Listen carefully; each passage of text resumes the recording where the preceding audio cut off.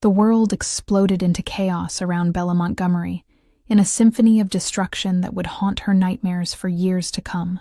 Glass shattered into millions of razor-sharp fragments that rained down like deadly confetti, each piece catching the dim streetlight as it fell in slow motion around her trembling body.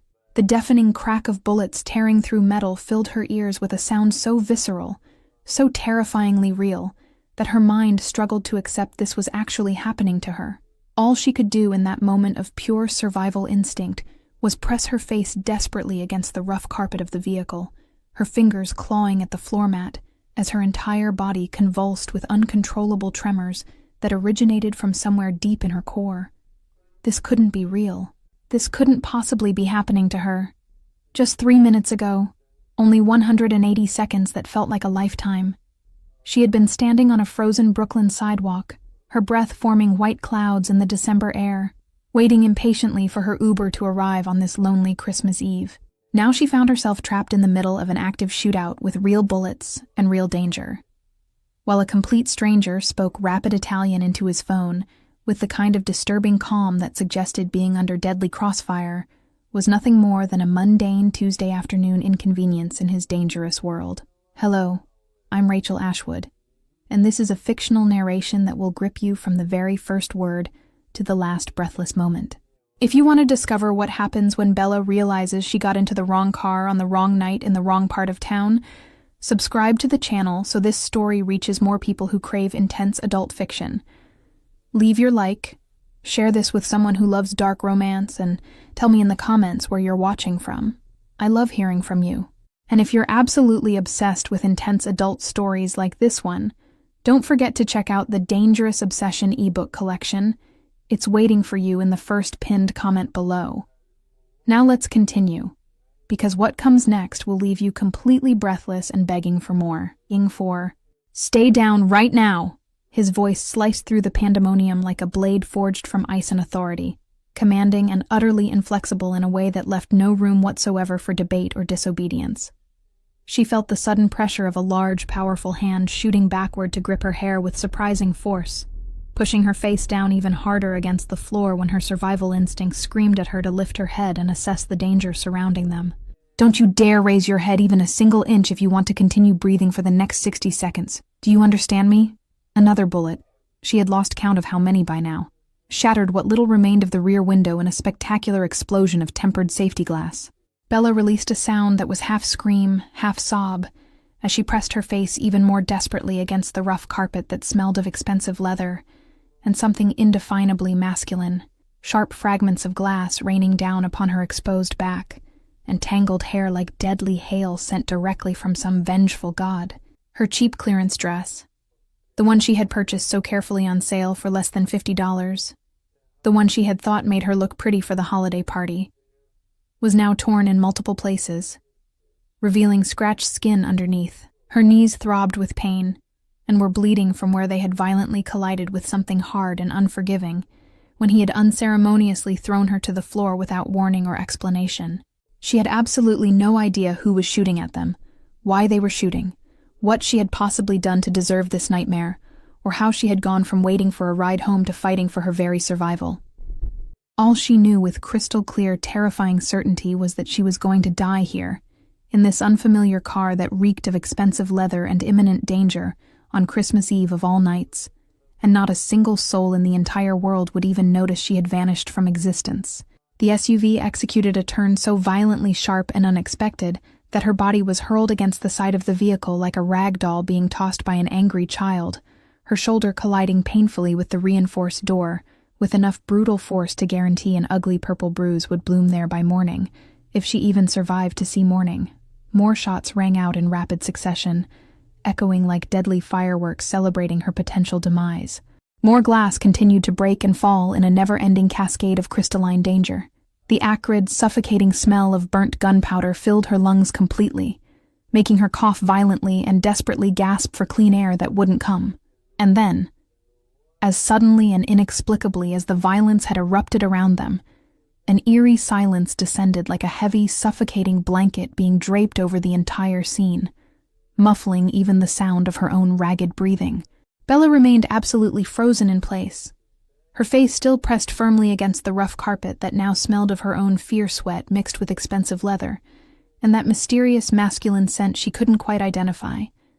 Her entire body trembling so violently and uncontrollably that her teeth chattered together in an audible rhythm. She couldn't stop no matter how hard she tried. She could hear her own breathing, rapid, shallow, desperate gasps that signaled she was dangerously close to hyperventilating into a full-blown panic attack. She could hear the vehicle's powerful engine still purring smoothly beneath them, a low and constant rumble that seemed obscenely normal and mundane after the absolute chaos of the last few minutes. She could hear the distant wail of sirens approaching from somewhere far away, too far away to help her, too far away to save her from whatever came next. Get up. Now. The masculine voice came from somewhere above her current position, cold and flat as Arctic ice in the dead of winter, completely devoid of even a single drop of emotion, urgency, concern, or basic human empathy. He spoke as if absolutely nothing extraordinary or life-threatening had just occurred in the last 5 minutes. Bella didn't move. Couldn't move even if her life depended on it, which it very well might. Every single muscle in her body had locked up tight, in pure, primal, paralyzing terror that originated somewhere deep in her lizard brain. I said, get up. A large hand suddenly closed around her upper arm with surprising strength, the grip inflexible and unyielding as a steel handcuff being snapped into place, and he pulled her upward without the slightest hint of ceremony, gentleness, or concern for her comfort. She found herself roughly deposited into a sitting position on the completely destroyed back seat, surrounded on all sides by glittering shards of shattered glass that looked like deadly diamonds scattered across black leather, and bullet holes that had punched clean through the metal body of the vehicle. Through the spiderweb cracks in what remained of the window, she stared in complete incomprehension at a vision that made absolutely no logical sense to her shocked and traumatized brain. An absolutely enormous and imposing Gothic mansion rose before her like something torn directly from the pages of a dark Christmas horror novel. The entire structure covered in thousands of twinkling Christmas lights that blinked in hypnotic patterns of bright crimson red, deep emerald green, and shimmering gold. Pointed towers stretched upward toward the dark, starless December sky like accusing fingers. Massive arched windows glowed with warm, inviting golden light that promised safety and comfort. Giant pine garlands hung from every conceivable surface, making the place look like something caught between a fairy tale and a nightmare. Simultaneously beautiful, and absolutely terrifying in equal measure. Bella blinked repeatedly, her mind struggling desperately to process where she was, how she had arrived at this place, what series of decisions had led her to this exact moment. Her thoughts were completely blank, her brain too shocked and traumatized to form anything resembling coherent or rational thought patterns. The man was already out of the vehicle, moving with purposeful strides around the destroyed SUV toward her door. When he pulled it open, she finally got her first proper look at him in adequate lighting. Tall, easily 6'2" or 3", with broad, powerful shoulders that stretched the fabric of his expensive black shirt in a way that suggested serious muscle underneath. His jaw was angular and masculine, covered with several days' worth of dark stubble that should have looked unkempt, but somehow appeared completely intentional and dangerously attractive. His dark hair was perfectly cut and styled, despite the absolute chaos they had just survived. And his eyes, dear God, those eyes. They were the color of Arctic ice. A blue so pale and intense it seemed to glow with its own internal light, penetrating and cold in a way that made her feel as if he could see straight through her skin, past her bones, directly into her terrified soul. He extended one hand toward her in what might have been a chivalrous gesture under different circumstances, and Bella instinctively pressed herself backward against the opposite seat, moving away from him as if he were a venomous snake coiled and ready to strike. "I'm not going anywhere with you," she managed to force out through her constricted throat, her voice emerging as a trembling, thin, pathetic whisper that embarrassed her even as she spoke. "I'm not getting out of this car. You cannot force me to go with you." He didn't respond with words, didn't argue his case, didn't offer explanations, didn't attempt to convince or cajole her. Instead, he simply reached into the vehicle with one powerful arm, closed his large hand firmly around her elbow in a grip that was as unyielding as tempered steel yet somehow didn't actually hurt, and pulled her bodily from the vehicle in one smooth, efficient, clearly practiced motion that suggested he had done this sort of thing many times before. "Let me go this instant." She attempted to wrench herself free, pulling against his iron grip with every ounce of strength she possessed. "I said let me go right now." He began walking with long, determined strides toward the imposing mansion, dragging her along beside him as effortlessly as if she weighed no more than a small child or an empty suitcase. His pale eyes remained fixed rigidly straight ahead, his chiseled face a mask completely empty of any discernible emotion. "Wrong car," he stated simply, his voice as flat and emotionless as if he were commenting on the weather forecast. "You got into the wrong car." "What?"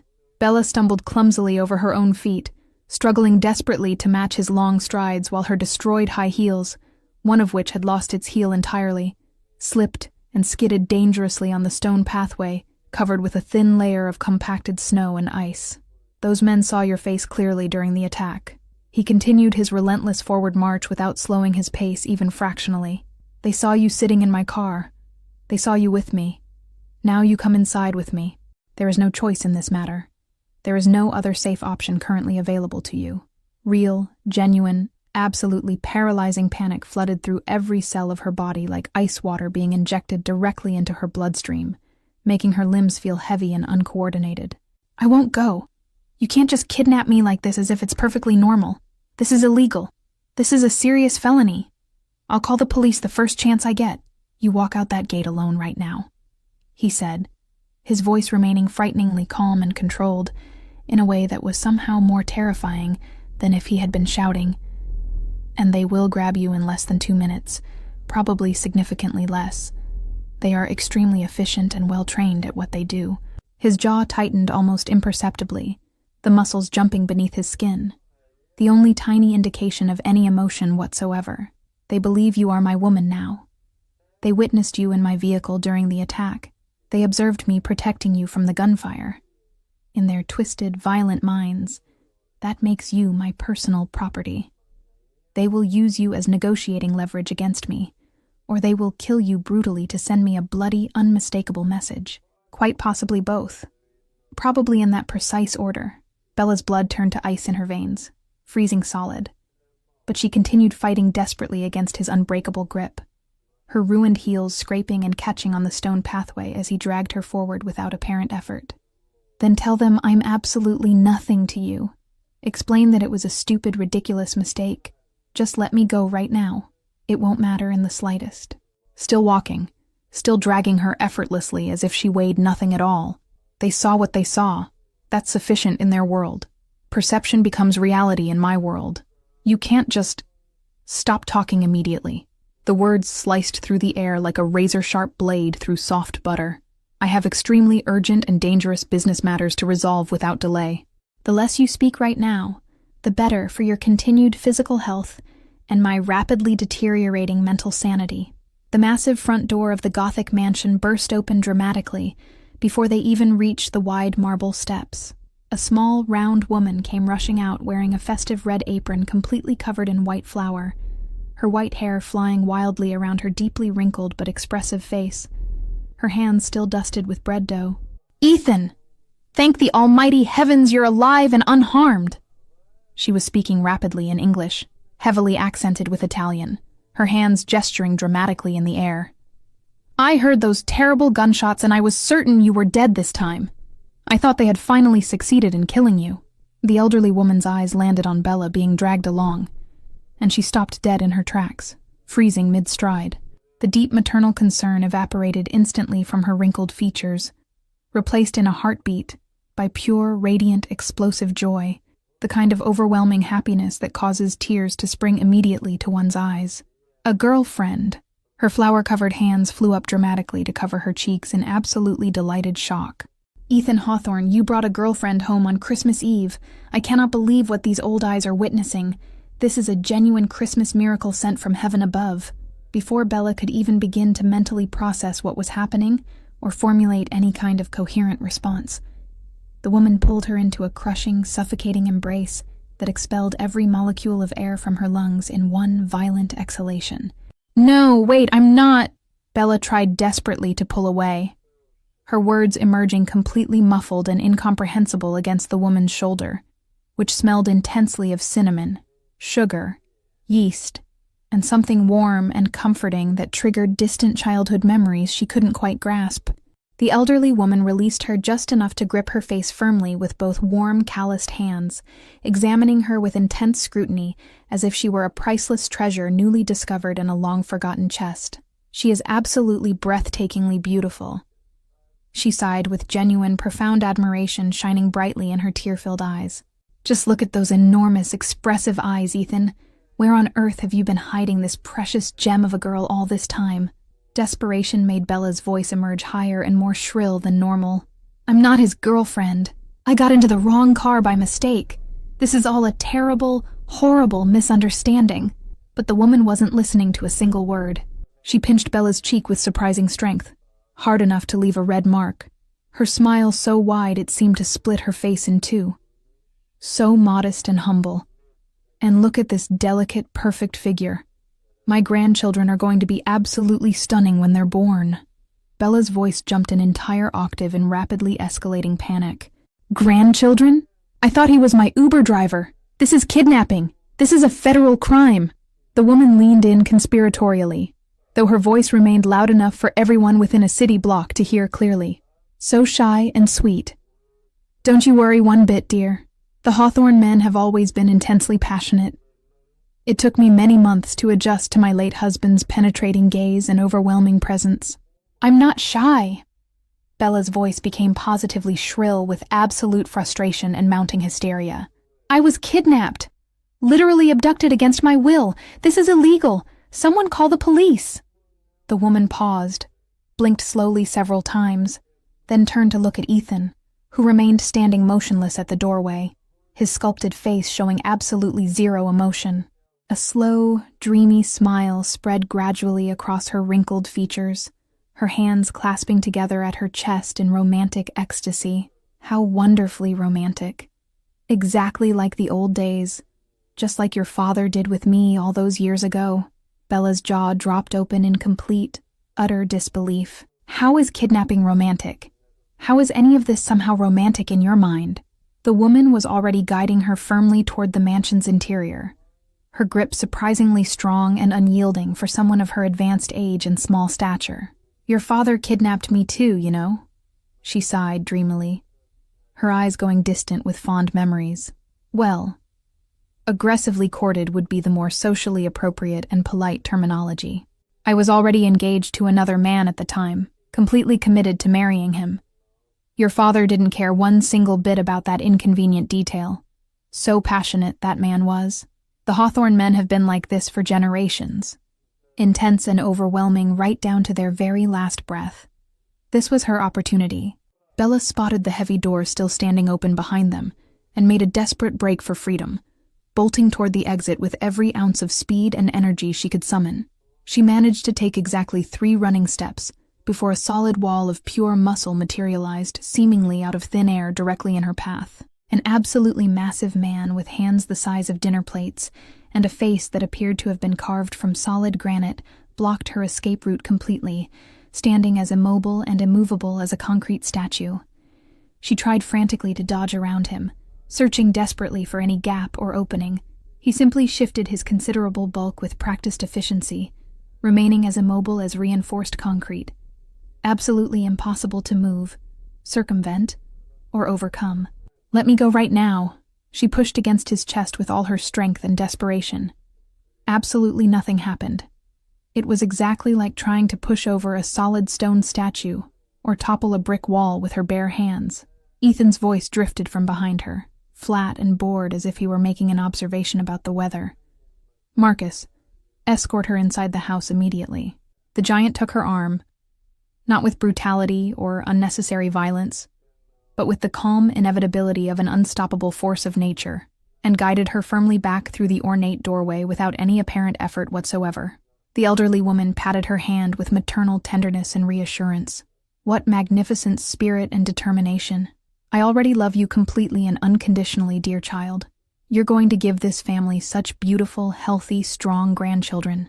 Bella looked desperately toward Ethan, who had already begun ascending the wide, elegant marble staircase without so much as a backward glance. "Are you going to say something? Anything? Are you going to let your mother believe I'm your girlfriend? Are you going to correct this absolutely absurd misunderstanding?" He paused on the third marble step, turning only enough to look at her over his broad shoulder. Those pale ice-blue eyes contained absolutely nothing.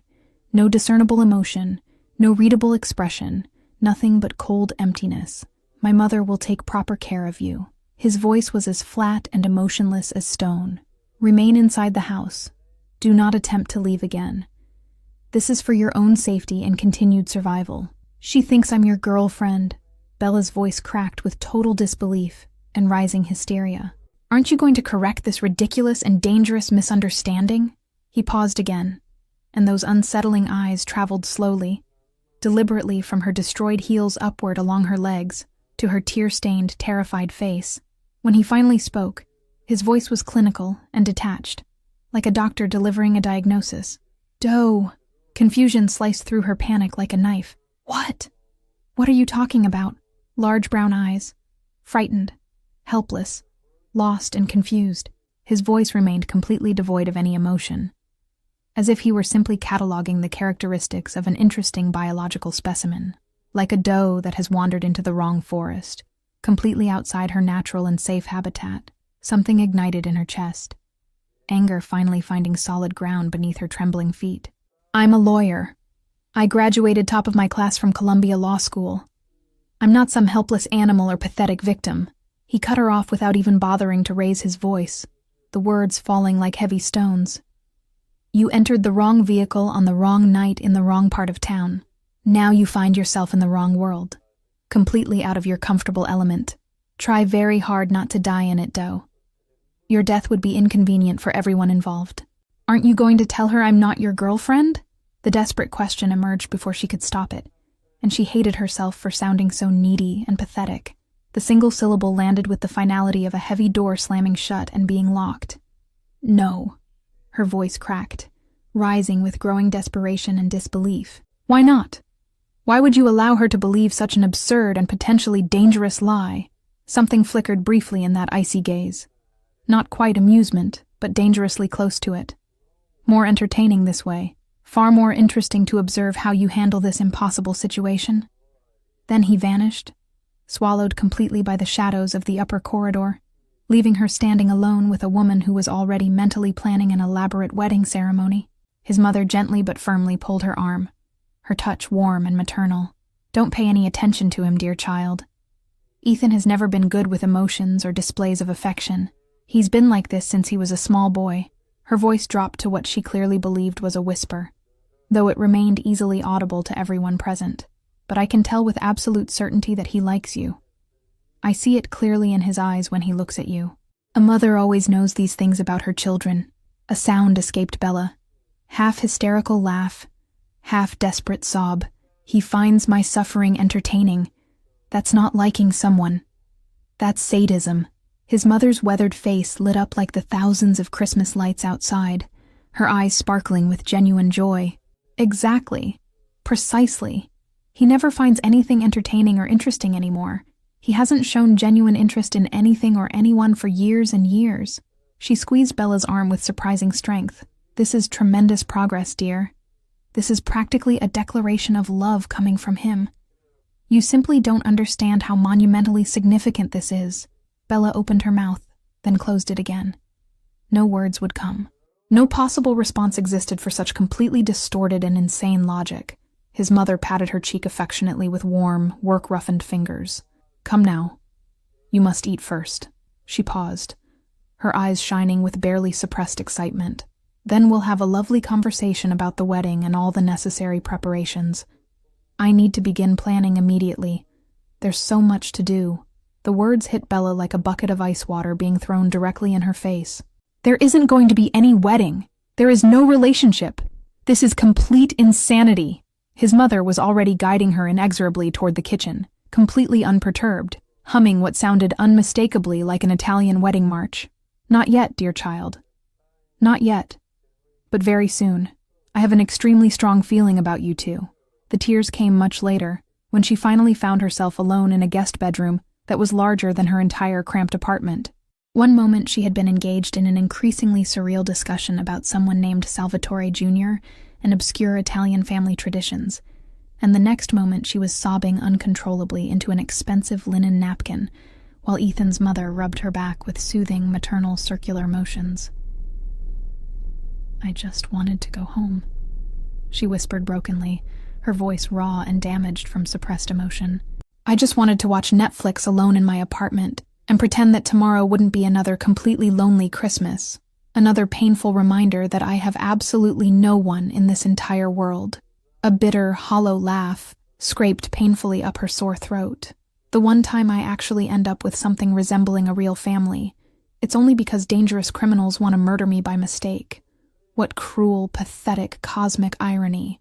His mother's arms enveloped her completely, gentle and maternal in a way that Bella had never once experienced during her entire childhood spent bouncing through the cold, institutional foster care system. "You have a family now, dear child. Whether you want us or not, whether you accept it or not, you are one of us now. This is final and non-negotiable." Bella's voice emerged muffled against the woman's flour-dusted shoulder. "You can't just adopt a kidnapping victim like she's some abandoned kitten you found on the street." His mother pulled back slightly, her eyes fierce and determined despite the tears streaming down her deeply wrinkled cheeks. "Watch me do exactly that, my dear. You ate my homemade pasta that I made with love. In Italy, in our culture, that makes you family automatically and irrevocably. It's a sacred, ancient tradition that absolutely cannot be broken under any circumstances." Later, alone in the absurdly luxurious guest room with silk sheets that probably cost more than 3 months of her rent, a soft knock sounded on the ornate dark wood door. "It's me, dear. May I please come in for just a moment?" A tired, defeated sigh escaped Bella's lips. "Yes, come in." His mother slipped inside quietly, her previous manic energy completely replaced by something softer, more vulnerable, more genuinely human and relatable. "I know I can be overwhelming sometimes. I get far too excited and I tend to overdo absolutely everything. I've been this way since I was a young girl." She paused, and something ancient and deeply painful moved behind her tired, red-rimmed eyes. "It has been 14 long, difficult years since my beloved husband died. 14 years of watching my only son slowly freeze from the inside out until there was nothing remaining but ice and cold stone. 14 endless years of seeing him transform gradually into a living statue, completely devoid of real emotions, genuine human connections, or true life. Just existing day after day, surviving, but not actually living." Bella shook her head slowly, her voice emerging gentler than she had intended. "I'm not what you're desperately searching for. I just happened to get into the wrong car by stupid accident. There's absolutely nothing special about me. I'm completely ordinary and utterly forgettable." His mother reached out and squeezed her hand with surprising firmness. "Perhaps you're right, but my son noticed you. Truly noticed you. He actually looked at you, really saw you as a real person. For the first time in 14 entire years, he paid genuine attention to another human being. He gave you a personal nickname, Doe. That means something profoundly significant coming from him, something that hasn't happened in over a decade." Bella's voice came out flat and lifeless. "Because I'm helpless and pathetic in his eyes. Because I'm weak and useless." His mother's eyes bored into hers with sudden, penetrating intensity. "Because you made him stop and pay real attention for the first time in years. Beautiful women, powerful women, women who would do absolutely anything for him, women who throw themselves desperately at his feet. He sees straight through all of them, as if they were transparent ghosts without substance. But you made him stop. You made him look. You made him actually see. That hasn't happened in over an entire decade." Bella didn't know what to say. Her throat felt too tight and constricted for coherent words. His mother moved toward the door, pausing with her hand resting on the ornate frame. "Get some rest now, dear child. Tomorrow will be complicated and full of unexpected challenges." She glanced back, that familiar spark returning to her tired but hopeful eyes. "But tonight, right now, you are safe. You are fed. You are home, even if you don't yet realize it or accept it." The words emerged automatically, defensive and harsh. "This isn't my home. It will never be my home." His mother's smile was soft, but absolutely certain, loaded with something that looked dangerously like unshakable hope. Not yet, dear child. Not yet. But give it time. The very best things in life always take time to fully bloom and flourish. The door closed softly behind her with a gentle, final click. Bella sat in absolute silence on the luxurious bed, her mind spinning in exhausting, infinite circles. She absolutely was not going to fall in love with a dangerous criminal. She absolutely was not going to allow a well-meaning but clearly insane grandmother to adopt her as a surrogate granddaughter. She absolutely was not going to give this situation time to develop into anything. But as she lay back on that absurdly comfortable bed, surrounded by silk sheets that probably cost more than her entire monthly salary, a small, traitorous part of her heart whispered insidiously that perhaps, just perhaps, being alone in her empty, cold apartment didn't seem quite as appealing as it had seemed before this insane night began. And that realization terrified her far more deeply than any gun or car chase or kidnapping ever could. Want to know what happens next? How does Bella go from terrified prisoner to something far more complicated and dangerous? Subscribe now, because this story is just beginning, and what comes next will absolutely blow your mind. The following morning arrived with pale winter sunlight filtering through expensive curtains, and Bella found herself pulled from restless sleep by the persistent gnawing of genuine hunger and a desperate, almost manic need to do something, anything, productive with her time. She couldn't simply remain locked away in this gilded cage of a bedroom, hiding like a frightened child while the world continued spinning outside these walls. She needed to move, to explore, to understand the layout of this massive estate that had become her prison. She needed to memorize every strategic weak point, identify every blind spot in what she assumed was an extensive security camera system, map out every potentially viable escape route for when the right opportunity inevitably presented itself. So she moved through the mansion's east wing with careful, measured, deliberate steps, her eyes constantly scanning and cataloging every architectural detail. She mentally mapped each sharp turn in the corridor, noted every ornate door and its potential as an exit point, examined every tall window for accessibility and drop height. She was creating a detailed mental blueprint of this place, storing away information like a computer processing data, preparing herself for the moment when she would make her move toward freedom. A masculine voice suddenly cut through the heavy silence from somewhere behind her, cheerful and casual, and so completely out of place in this nightmare that it made her jump. Well, well, well. You must be the mysterious kidnapped girl that absolutely everyone has been whispering about in hushed tones throughout the hallways since late last night. Bella spun around so violently fast that she nearly lost her balance on the polished marble floor, her back slamming against the cold wall as her heart launched into a wild, panicked rhythm that thundered in her ears. A young man stood casually leaning against a nearby doorframe with an easy confidence that suggested he belonged here completely. His dark hair was artfully messy in that intentional way that probably took considerable effort to achieve, and warm brown eyes regarded her with open friendliness and genuine curiosity. Deep dimples carved into his cheeks when he flashed a disarming, boyish smile that would have been charming under absolutely any other circumstances. "Stay away from me." The words exploded from her lips defensively, her hand shooting up in a pathetically useless defensive posture that wouldn't stop anyone from doing anything. He raised both palms immediately in a gesture of peaceful surrender, completely unperturbed by her obvious panic, still smiling that easy, relaxed smile. Easy there, easy. "I'm Dylan, the funny, harmless, completely non-threatening one in this family. Uncle Ethan is the terrifying, dangerous, potentially lethal one. There's a very big, very important difference between the two of us that you should probably understand." The word uncle immediately snagged her attention, confusion momentarily overriding her fear and suspicion. "Uncle?" she repeated slowly, her brow furrowing deeply. "He's your uncle? That man is your uncle? 15-year age gap between us," Dylan explained with that same easy, carefree smile, as if they were having a perfectly normal conversation at a perfectly normal social gathering. "He raised me completely on his own after my parents died in a horrific car accident when I was only 9 years old. So yes, Uncle Ethan.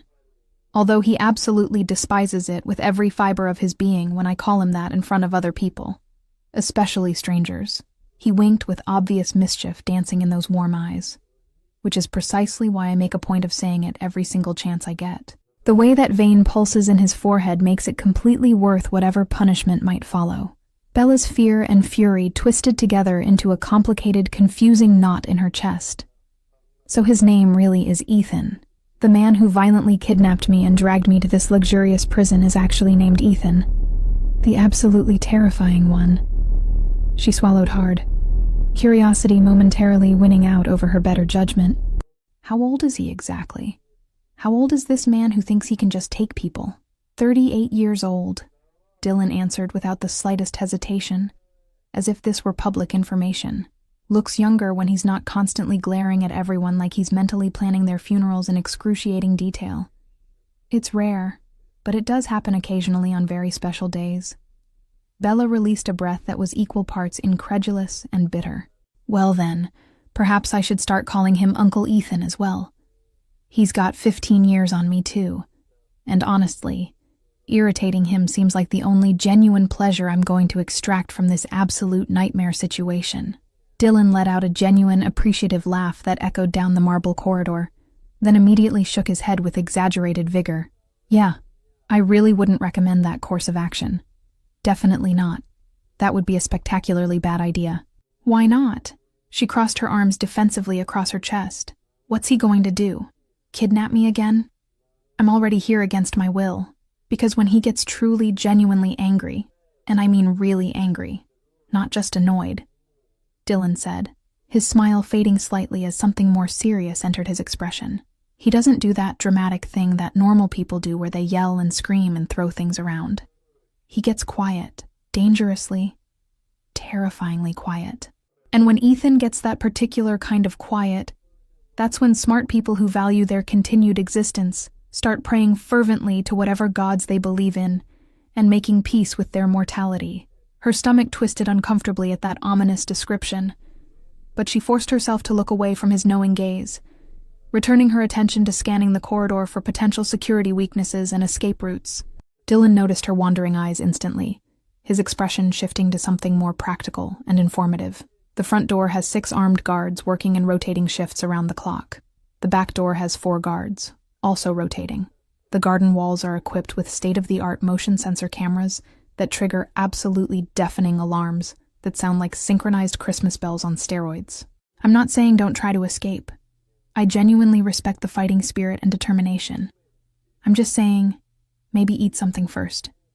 His mother's cornetti are absolutely worth surviving long enough to experience. Trust me on that. I don't want your food, she retorted sharply, her voice harder than she intended. I don't want anything from any of you people. I just want to leave. I just want my life back. Fair enough and completely understandable, Dylan said, raising one eyebrow with obvious amusement. Doe. She visibly flinched as if he had physically struck her across the face. Don't call me that. Don't you dare call me that ridiculous name. That's the personal nickname Uncle Ethan gave you. I honestly thought it was your actual legal name, to be completely sincere. Her hands clenched into tight, trembling fists at her sides, fingernails digging painfully into her palms hard enough to leave crescent-shaped marks. It's not my name. My name is Bella Montgomery. I'm a person with an identity and a law degree, and I would greatly appreciate it if at least one single person in this cursed house would use my actual name correctly. Okay, Bella. Duly noted, and I'll respect that, he said, turning as if to leave. But he paused dramatically, glancing back over his shoulder. Word of friendly advice from someone who's lived here his entire life. That garden wall looks deceptively climbable and tempting, but there's a 4-foot drop onto frozen, rock-hard ground waiting below. Also, Uncle Ethan is currently in an extremely important business meeting until precisely 2 o'clock this afternoon. After that, he'll be watching you like an obsessed hawk that's spotted its prey. Just thought you should know. Then he was gone, whistling something that sounded suspiciously like a cheerful Christmas carol as he disappeared around the ornate corner, and Bella stood frozen in the cold corridor, with her mind already racing through increasingly desperate escape scenarios and possibilities. At exactly 2:15 in the afternoon, 15 minutes after Dylan had assured her Ethan would be occupied, Bella found herself desperately clinging to the top of the high garden wall, with fingers that had gone completely numb from the penetrating cold. Sharp winter wind bit at her exposed skin, and her breath emerged in rapid white clouds that dissipated almost immediately in the freezing air. The ancient stone was treacherously slippery, covered with a nearly invisible layer of frost and ice that made every handhold precarious and potentially deadly. The borrowed heels she was wearing were absolutely useless for this kind of physical activity, offering no grip or support whatsoever. But sheer desperation and stubborn determination had somehow propelled her this far against all logic and common sense. Freedom stretched out before her, so close she could almost taste it on her tongue, almost feel it in her bones. Just one more move, one more careful maneuver, and she would be over this wall and away from this place forever. She carefully swung her leg over the sharp edge of the wall, her muscles trembling with effort and adrenaline, mentally calculating the best angle for her landing on the frozen ground far below.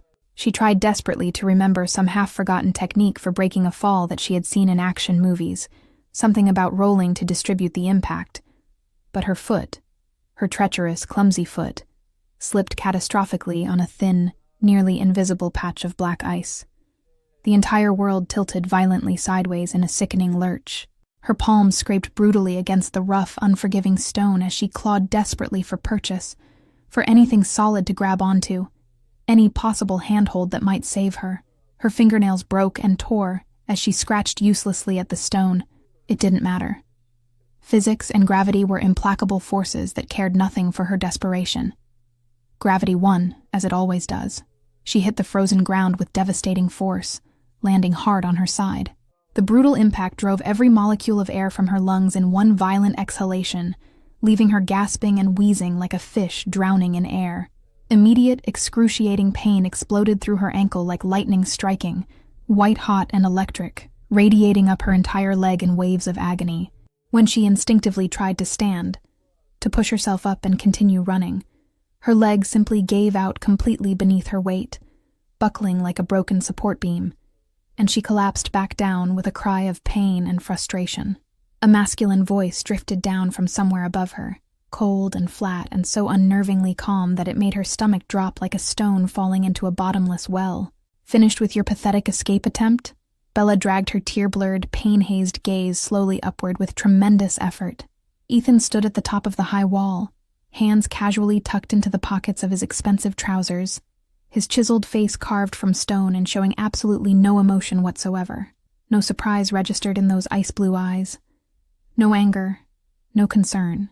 Just cold, patient inevitability, as if he had known with absolute certainty exactly when and precisely where she would fall before she had even begun her climb. "You," she gasped out between painful breaths, wincing as she tried unsuccessfully to shift into a less agonizing position. "How did you know? How could you possibly know? You were supposed to be in a meeting until 2 o'clock. Ethan jumped down from the wall beside her with fluid, predatory grace, landing as softly and silently as a large cat, despite the considerable height.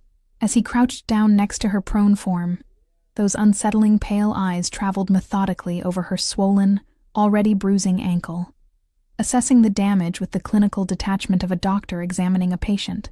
Then his attention shifted to her face, and he tilted his head slightly to one side in a gesture that might have been curiosity. "Interesting that you know my schedule in such precise detail." Her stomach twisted with uncomfortable realization. She hadn't meant to reveal that she had been tracking his movements, learning his patterns, studying his routine. She had just been trying to find the right moment to escape. He didn't give her any time to formulate a response or construct an explanation. "The meeting ended early," he stated matter-of-factly, his gaze returning to assess her injured ankle. "Meetings always end early when I want them to end early. Can you put any weight on it at all?" "I'm perfectly fine," she retorted sharply through gritted teeth, trying once again to stand, despite the screaming protest from her ankle. "I don't need your help. I don't need anything from you." Her ankle erupted in agonizing protest, a white-hot spike of pain that made stars explode across her vision. Her legs collapsed beneath her like overcooked noodles, completely unable to support even her minimal weight. She would have crashed face first into the frozen ground again. But Ethan's hand shot out with reflexes that seemed almost superhuman, impossibly fast, catching her arm and stabilizing her before she could fall. Before she could even think about pushing him away or voicing another protest, he swept her up into his arms in one smooth, practiced, clearly well-rehearsed motion. One strong arm slid beneath her knees, while the other positioned itself firmly behind her back. And he lifted her as effortlessly as if she weighed absolutely nothing at all, as if she were made of air and feathers rather than flesh and bone. "Put me down this instant!" She pushed uselessly against his solid chest, her hands making absolutely no impact whatsoever. "I can walk perfectly fine on my own. I don't need you to carry me around like some helpless child or damsel in distress." His expression didn't change even a fraction of a millimeter. He didn't slow his steady pace. He didn't appear even slightly irritated by her struggles. He didn't react in any visible way at all. He simply tightened his hold on her ever so slightly, securing her more firmly against his chest, and began walking with long, purposeful strides back toward the imposing mansion, as if carrying furious, injured women was just another mundane, routine part of his day. As if this happened to him all the time.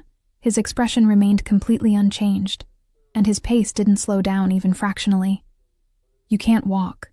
You can barely stand upright without collapsing. That ankle won't support your weight. That's not your problem. That's not your concern.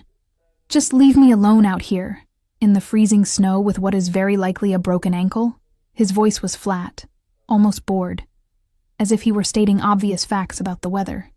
"You're light, Doe. Extremely light. How much do you weigh? 90 pounds? Less?"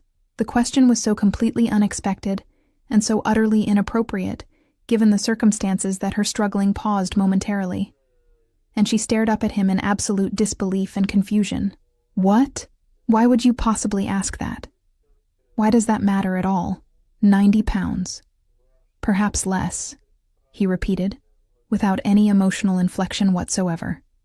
Still walking steadily, still not bothering to look at her face, like carrying a small bird, practically weightless. Indignation temporarily overpowered her pain and fear, and her voice emerged high and offended. "I weigh 117 pounds for your extremely invasive information, and it's probably not even broken, just severely sprained. We'll see what the doctor says about that diagnosis." "I don't need any doctor. I need to go home. I need my life back."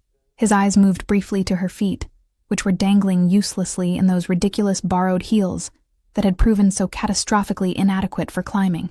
"What size are those feet? Size 5?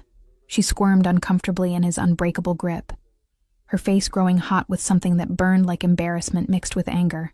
"Size 6, and I'm 5 feet 4 inches tall. Not that any of this personal information is remotely your business or concern."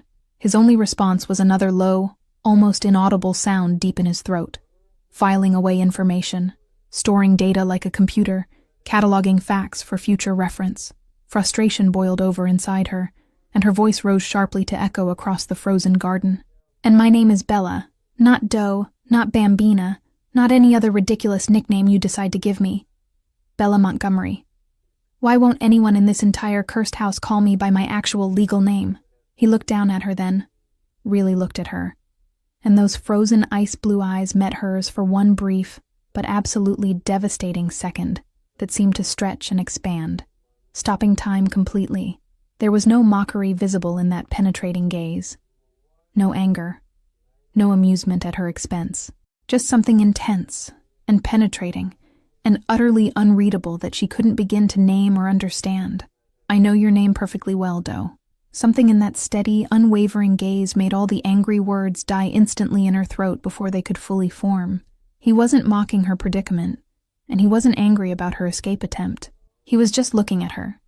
Truly, deeply looking at her, as if he were carefully cataloging and memorizing every single detail of her face, and filing it all away somewhere important and permanent in his mind. Then his mother came rushing toward them from the mansion's entrance, making distressed sounds in rapid Italian, her flower-covered hands gesturing wildly, and Bella's heart was doing something strange and absolutely traitorous in her chest that she refused to examine or acknowledge. "Call doctor." "Marchetti immediately," Ethan said to his mother without breaking his steady stride or even glancing in her direction, and Bella caught the older woman's worried, understanding nod before they were climbing the sweeping marble staircase. They moved down an endless corridor, lined with expensive oil paintings in ornate gilt frames and identical-looking doors, until he finally shouldered one open and carried her into a bedroom that was even larger and more luxurious than the guest room where she had spent the previous night. He set her down on the massive king-size bed with surprising gentleness, as carefully as if she were made of the most fragile, delicate glass that might shatter at the slightest rough treatment. She immediately scrambled backward against the ornate headboard, putting as much distance between them as the bed would allow, even though her injured ankle screamed in absolute agony with every movement. He watched her retreat with those unreadable, expressionless eyes, then disappeared through a side door without a word. When he returned mere seconds later, he was holding a small glass jar containing something that gave off a strong medicinal smell of eucalyptus and mint. "Give me your ankle." "Now!" "No." She tucked both feet protectively beneath her despite the excruciating pain the movement caused. "Don't touch me. Don't come near me." He didn't argue with her, didn't try to convince her or cajole her, didn't move to physically force her compliance. He just stood there silently with that frozen, patient gaze, and waited in heavy, oppressive silence that seemed to fill the entire room. "Extend your ankle, Doe." His voice dropped to something that wasn't quite a command, but definitely wasn't a request either. Something in between that was somehow more compelling than either. She didn't understand why she obeyed. Later, she would try to rationalize it, blame it on exhaustion, shock, pain. The way his voice had dropped to that low, authoritative register that seemed to bypass her conscious mind and speak directly to some deeper part of her. But in that moment, she found herself slowly, almost reluctantly extending her injured leg toward him, like an obedient child following instructions she didn't fully comprehend or agree with. His hands were warm. That was the first surprise that registered in her pain-fogged mind. She had expected ice, had expected those cold, emotionless eyes to translate directly into cold, unfeeling fingers. But his touch was gentle, almost unbearably, impossibly gentle, as he cradled her swollen, discolored ankle with obvious care and began working the medicinal cream into her skin with slow, careful, circular movements that were surprisingly soothing. Who would have imagined that this frozen, emotionless man could be so incredibly gentle? She thought involuntarily, watching his large, capable hands move with what could only be described as tenderness, as if I were something precious and fragile, something worth being careful with, something that deserves not to be broken. When he finally finished his ministrations, he carefully wiped his hands clean on a small towel and straightened to his full, imposing height, his expression immediately shuddering back into that unreadable, impenetrable mask that revealed absolutely nothing. "Rest until tonight, 7 o'clock sharp." He moved toward the door with decided, purposeful steps. "Family dinner. The Christmas dinner we missed last night because I arrived late with you in tow. I'm not your family." The door clicked shut behind him with quiet finality, and Bella was left alone. She stared up at the ornate ceiling, her ankle wrapped in medicinal warmth that was already beginning to ease the pain, and her heart doing something absolutely unacceptable and dangerous that she couldn't control. "What the hell just happened?" she whispered to herself in the heavy silence. The red dress appeared on her bed at exactly 7 o'clock that evening, laid out carefully across the white silk comforter, like a deliberate splash of blood against fresh snow. It was absolutely breathtaking. Deep crimson silk that seemed to glow with its own internal light, with long, elegant sleeves and a neckline that would tastefully show her collarbones without being inappropriate. Next to it sat a pair of strappy satin heels in the exact same shade of deep, rich red. She absolutely should not try them on. She absolutely should not give in to the temptation. She should march right back downstairs in her old, comfortable clothes and make it clear that she wasn't playing along with whatever game this was. But the dress seemed to call to her, and before she could stop herself, before she could think through the implications, she found herself slipping it on. The dress fell over her body as if it had been custom-made specifically for her exact measurements, hugging every curve perfectly, and the shoes fit like Cinderella's glass slipper. If Cinderella had been kidnapped by the Italian Mafia, instead of rescued by a fairy godmother and a charming prince. 117 pounds, size 6 shoes, 5 feet 4 inches tall. Every single number she had shouted at him in anger and frustration, he had apparently memorized with perfect accuracy and used to select something that fit her absolutely perfectly. Instead of changing back into her old worn clothes as she had planned, as she knew she should, she found herself descending the grand marble staircase with her heart pounding violently against her ribs. each beat so hard it almost hurt.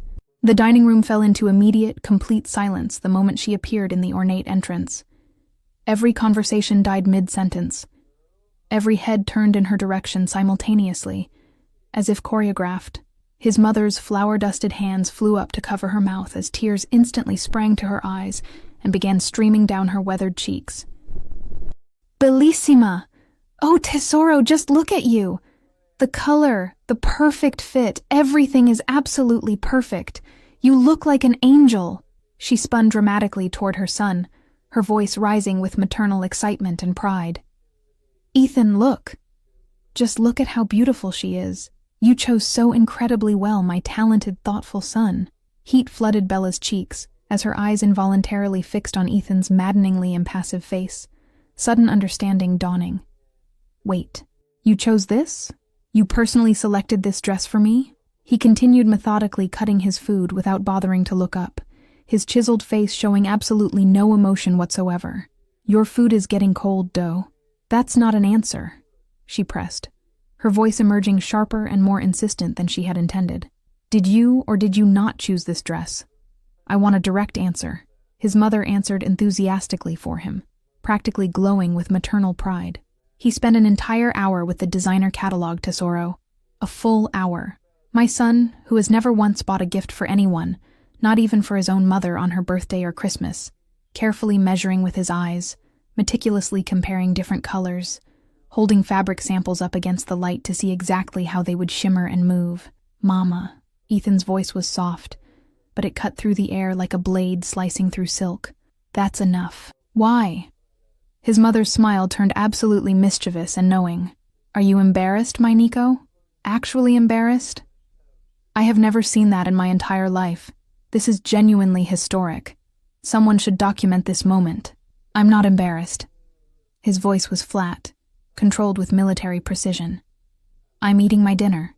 His mother fell silent, but her knowing, delighted smile didn't diminish even slightly, and she gently but firmly guided Bella toward an empty chair with maternal insistence.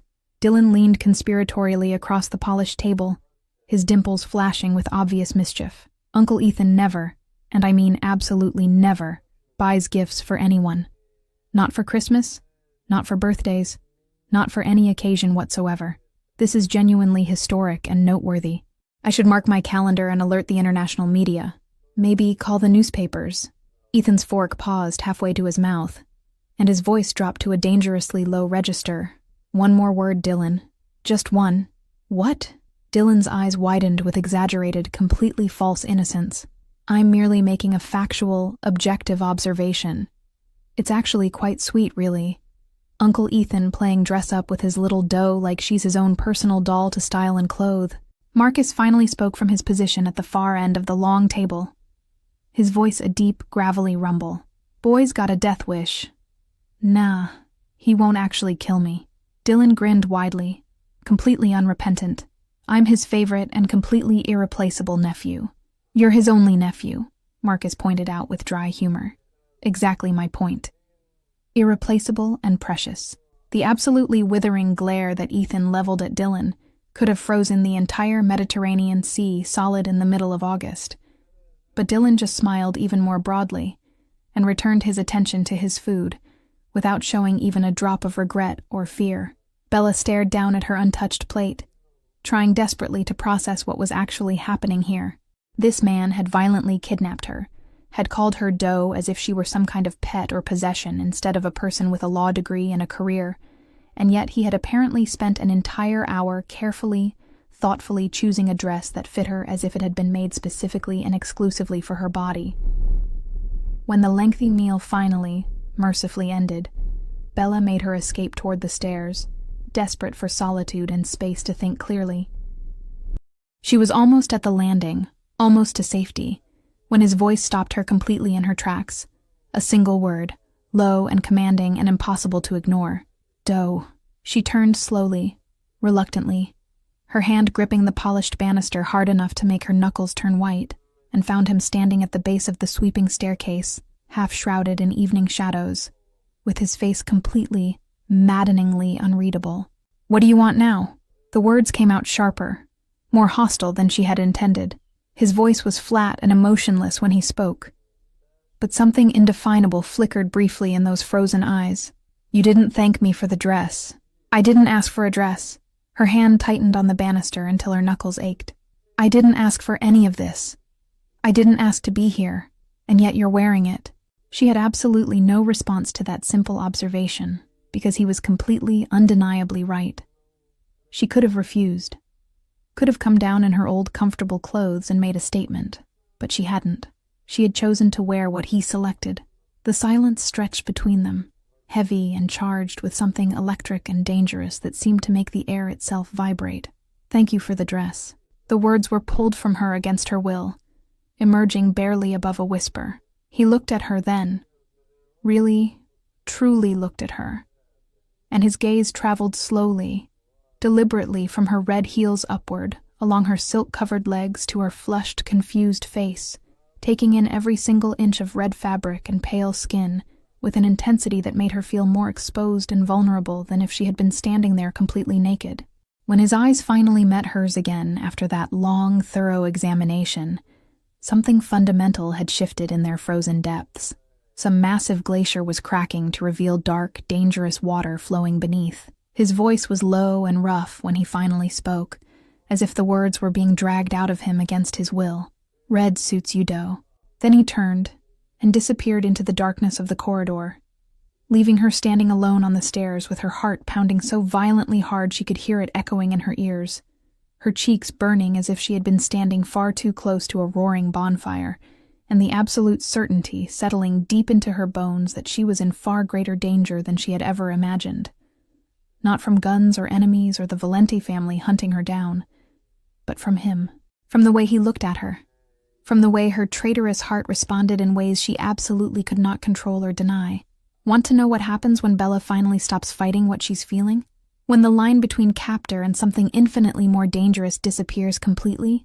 Keep watching, because what comes next will change everything between them forever. The following days blurred together in a strange, disorienting haze that Bella couldn't quite make sense of.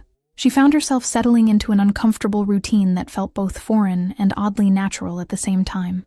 Mornings began with the rich aroma of fresh coffee and Rose's enthusiastic cooking drifting up from the kitchen below. Afternoons were spent in Ethan's office, reviewing contracts and legal documents with a level of professional respect she had never experienced in her previous job. Evenings brought family dinners filled with Dylan's jokes, Marcus's quiet presence, and Rose's endless matchmaking commentary that made Bella's cheeks burn with embarrassment. She was becoming comfortable here, and that realization terrified her more than any gun or threat ever could. One afternoon, she found herself once again in Ethan's office, this time reviewing a particularly complex merger agreement that his lawyers had somehow managed to botch completely. The document was a legal nightmare, filled with contradictory clauses and loopholes large enough to drive a truck through. "This indemnification section is a disaster," she said, circling yet another problematic paragraph with her red pen. "And whoever drafted the intellectual property clause clearly doesn't understand patent law at even the most basic level. You sign this, and you're essentially giving them rights to everything you develop for the next decade." Ethan leaned back in his leather chair, studying her with that intense, unreadable gaze that always made her pulse quicken despite her best efforts to remain unaffected. "How much are they paying you at that law firm of yours?" $45,000 a year, before taxes. His jaw tightened almost imperceptibly, a muscle jumping beneath his skin. "That's insulting. That's genuinely offensive given your obvious skill level." "It's what it is. Junior associates don't make much, especially women at small firms who get stuck doing all the grunt work. Work for me." The words came out so casually, so matter-of-factly, that it took her brain several seconds to fully process what he had just said. "What? Work for me? I'll pay you $100,000 to start, plus performance bonuses." She stared at him, completely speechless, her mouth opening and closing without producing any sound. "You're offering me a job? You kidnapped me, and now you're offering me a job? You're wasted where you are. I need someone who actually understands contract law at a competent level." He said it as if it were the most logical thing in the world, as if kidnapping someone and then offering them employment was a perfectly reasonable sequence of events. "I can't work for the Mafia." "Why not?" "Because it's illegal. Because I'm a lawyer. Because I have ethics and moral standards." Something that might have been amusement flickered briefly in those ice-blue eyes. My businesses are legal. Mostly. You'd be reviewing contracts, not laundering money or disposing of bodies. I can't think about it. He stood, moving around the desk with that predatory grace. You're miserable where you are. They don't value you. I would. He stopped directly in front of her, close enough that she had to tilt her head back to meet his eyes. You're intelligent, Doe. More intelligent than half the expensive idiots I currently pay. Why waste that fetching coffee and filing paperwork?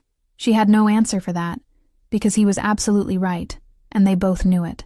3 days later, Ethan informed her during breakfast that he had scheduled a meeting with the Valente family. Friday, noon. I negotiate your safety, and you're free to go back to your life. The words should have filled her with relief and joy. Instead, they settled in her stomach like heavy stones, cold and uncomfortable. Free to go, back to her empty apartment, back to her job where she was invisible, back to being alone. Okay? She had said, her voice coming out flat and hollow. Ethan studied her across the table with those penetrating eyes that saw far too much. You don't seem happy about that. I am. Of course I am. But they both knew she was lying. She couldn't sleep that night. Couldn't stop thinking about leaving this place. These people who had somehow become important to her in ways she didn't want to examine too closely. Around 2 a.m, she gave up on sleep entirely and wandered downstairs. Her bare feet silent on the cold marble floors, she found herself standing outside his bedroom door before she consciously realized where she was going. Light spilled from beneath the door, suggesting he was still awake. She should go back to her room. Should maintain distance. Should make this easier on both of them. Instead, she pushed the door open. Ethan sat on the edge of his bed, head in his hands, still fully dressed despite the late hour. He looked up when she entered, and something vulnerable flashed across his face before the mask slid back into place. You should be sleeping. I can't. She closed the door behind her. I keep thinking about tomorrow. You'll be safe. I've guaranteed it. I know. She took a step closer. That's not what I'm worried about. Silence stretched between them, heavy and charged with unspoken things. Then what are you worried about, Doe? She swallowed hard, gathering courage she didn't know she possessed. I'm worried that I don't want to go. I'm worried that I've started to like being here. I'm worried that you were right. He stood, crossing to her with that intensity that made her forget how to breathe properly. Right about what? That I'm already yours. That I stopped fighting because some part of me doesn't want to escape anymore. The confession came out in a whisper. Words she hadn't intended to speak aloud. Something broke in his expression, that ice cracking to reveal heat beneath. Bella. Her name. Not Doe. Her actual name for the first time since she'd met him. You don't have to go. You could stay. Work for me? Live here? Be part of this? And what would we be? Her voice trembled. Employer and employee? Captor and prisoner? What? He cupped her face in his hands, thumb tracing her cheekbone with surprising gentleness. Whatever you want us to be. I don't know what I want. This is insane. You kidnapped me. I should hate you, but you don't. It wasn't a question. No, she whispered. I don't, and that scares me more than anything. He leaned closer, forehead resting against hers. I don't want you to go. I know I should. I know it would be the right thing. But I don't want to. Ethan, stay. His voice was rough, raw in a way she'd never heard. Please, just stay. She should say no, should pull away, go back to her room, maintain boundaries. Instead, she rose on her toes and pressed her lips against his. For one frozen moment, he didn't move, seemingly shocked. Then he was kissing her back, hands sliding into her hair, pulling her closer as he deepened the kiss until she was dizzy with it, until the world narrowed to just this moment, just his mouth on hers, just the feeling of finally giving in to what she'd been fighting. When they broke apart, both breathing hard, she whispered against his lips, I'll stay, but not because you asked, because I want to. He smiled, and it was the most genuine smile she'd ever seen from him. Good enough for me, Doe. This time, the nickname sounded like an endearment instead of a diminishment. And when he kissed her again, she stopped fighting completely. 3 months later, Bella sat in her new office, her actual office with her name on the door in gold letters, reviewing a contract for one of Ethan's legitimate business ventures. The space was beautiful, with floor-to-ceiling windows overlooking the city and furniture that probably cost more than her old apartment's annual rent. She had called her old firm the day after she decided to stay, given her notice, packed up her tiny apartment, started her new life. It hadn't been easy. There were still moments when she questioned her sanity, when she wondered if she was making a terrible mistake. But then, Ethan would look at her across the dinner table with something warm in those ice-blue eyes, or Dylan would make her laugh until her sides hurt, or Rosa would hug her and call her daughter, and she knew she had made the right choice. A knock on her door pulled her from her thoughts. "Come in." Ethan entered, closing the door behind him. He crossed to her desk, and she noticed he was holding something behind his back. "What's that?" "Close your eyes." "Ethan, trust me." "Close your eyes, Doe." She did, feeling ridiculous and excited in equal measure. She heard him move closer, felt his presence right in front of her. "Open them." He was holding a small velvet box. Her heart stopped. "This isn't what you think," he said quickly, reading her panicked expression. "Not yet, anyway, but I wanted you to have this." He opened the box to reveal a delicate necklace with a small pendant, a doe, rendered in white gold and diamonds. "So you never forget how we started," he said quietly, "and so everyone knows you're mine." Tears pricked her eyes as he fastened it around her neck. "I love you," she whispered, the words coming easily now. "I know it's crazy, and probably Stockholm Syndrome, and definitely not how normal relationships start. But I love you." He cupped her face, kissing her softly. "I love you too, Bella. From the moment you got in my car with those big, scared eyes, I knew you were going to change everything." "I got in the wrong car." "No," he said, pulling her close. "You got in exactly the right car. You just didn't know it yet." And that's how Bella Montgomery, a lawyer who got into the wrong car on Christmas Eve, found not just survival in a dangerous world, but love, family, and a place where she finally belonged. Sometimes the biggest mistakes lead to the best destinations. Sometimes family is found in the most unlikely places. And sometimes, the man who kidnaps you turns out to be the man who finally sees you. The end if you loved. Bella and Ethan's story. Don't forget to leave your like, subscribe to the channel, and tell me in the comments what your favorite part was. And don't forget about the Dangerous Obsession collection in the first pinned comment. More intense, addictive stories waiting for you. Until the next story. I'm Rachel Ashwood, and thank you for being here with me.